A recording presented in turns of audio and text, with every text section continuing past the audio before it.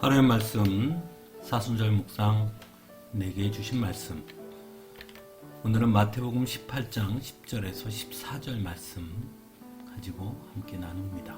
성경 공독하겠습니다. 너희는 이 작은 사람들 가운데서 한 사람이라도 업신여기지 않도록 조심하여라. 내가 너희에게 말한다. 하늘에서 그들의 천사들이 하늘에 계신 내 아버지 얼굴을 늘 보고 있다. 너희는 어떻게 생각하느냐? 어떤 사람에게 양 100마리가 있는데 그 가운데 한 마리가 길을 잃었다고 하면 그는 99마리를 산에다 남겨두고서 길을 잃은 그 양을 찾아 나서지 않겠느냐?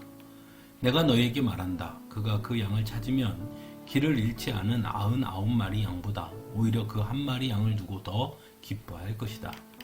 이와 같이 이 작은 사람들 가운데서 하나라도 망하는 것은 하늘에 계신 너희 아버지의 뜻이 아니다. 아멘. 오늘 말씀 중 내게 주신 말씀은 13절 내가 너희에게 말한다. 그가 그 양을 찾으면 길을 잃지 않은 99마리 양보다 오히려 그 한 마리 양을 두고 더 기뻐할 것이다 라는 말씀입니다. 세상적으로 보면 길을 잃은 양은 문제를 일으킨 양이지요.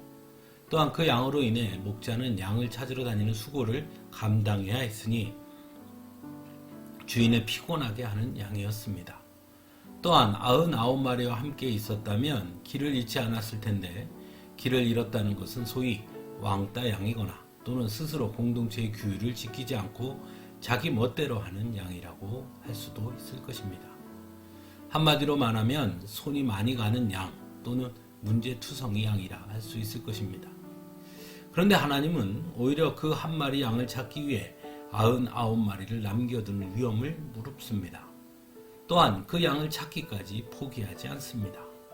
그리고 찾으면 오히려 그 한 마리 양을 두고 더 기뻐할 것이라고도 말씀하고 있습니다. 세상적으로 보면 도저히 이해할 수 없는 말씀입니다. 경제적성이나 합리성을 따지면 잃어버린 양을 찾기 위한 목자의 행동을 이해할 수 없는 것입니다.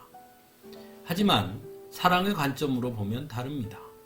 사랑하기 때문에 결코 포기할 수 없는 것이죠.